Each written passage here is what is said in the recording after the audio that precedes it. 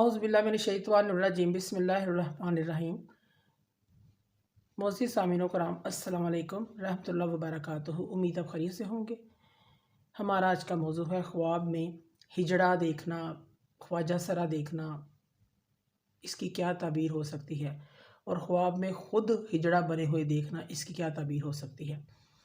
अल्लामा इब्न सीरी रहमतुल्लाह ने ख्वाब में हिजड़ा देखने की 5 मुख्तलिफ़ सूरतें बयान की हैं। मसलन ख्वाब में हिजड़ा देखना, ख़ुद को हिजड़ा बना हुआ देखना, हिजड़े को नाचते हुए देखना, ख्वाब में हिजड़े की मजलिस या उसके साथ उठते बैठते हुए अपने आप को देखना।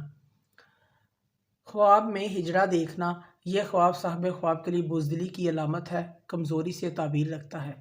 ख्वाब में ख़ुद को हिजड़ा बना हुआ देखना, यानी कि ख़ुद को हिजड़े वाली ज़ेबो ज़ीनत अख्तियार करते हुए देखना, ये साहिब ख्वाब के लिए खौफ और दहशत में मुब्तला होने की अलामत है और बला में पड़ेगा, इस चीज़ की अलामत है।